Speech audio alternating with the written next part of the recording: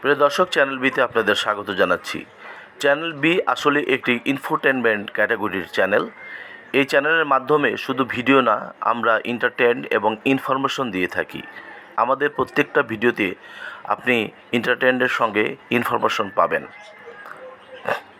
আপনাদের আজকে যে রাস্তাটি দেখাচ্ছি, এটা বিগত 3 মাস আগে থেকে খোঁড়াখুড়ি করা হয়েছে। এটা হচ্ছে মগবাজারে অবস্থিত 35 নম্বর ওয়ার্ডের আমবাগানের রাস্তা। আমবাগান মোড় থেকে উত্তর দিকে এইটা 40 ঘর নামক একটি মহল্লা, তার ছবি দেখাচ্ছি। এখানকার অনেক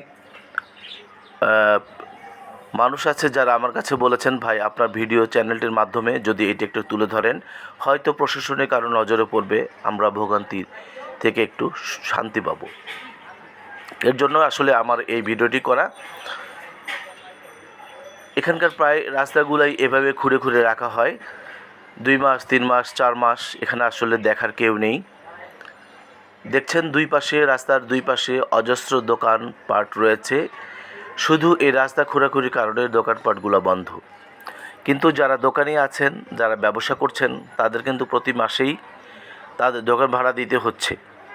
ঘরে বসে বসেই এসব লোকের বেকার হয়ে যাচ্ছে, তাদের ব্যবসার প্রতি তাদের ইন্টারেস্ট হারাচ্ছে। আর কতদিন সাধারণ মানুষের কথা, আর কয় মাস অপেক্ষা করলে তাদের এই রাস্তাটি পরিপূর্ণ হবে? চ্যানেল বি এর মাধ্যমে প্রশাসনের কাছে এটার একটা সুরাহা কামনা করছি। দর্শক দেখতে পাচ্ছেন, রাস্তার কাজ শুরু হয়ে গেছে অলরেডি।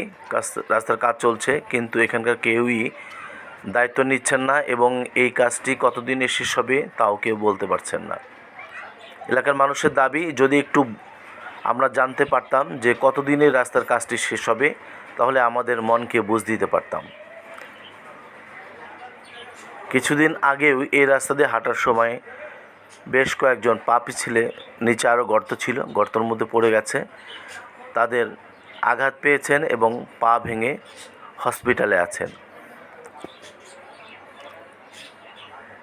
শুধু এই মগবাজার আমবাগানের রাস্তাটি না, ঢাকা শহরের প্রায় রাস্তায় এখন এরকম অবস্থা।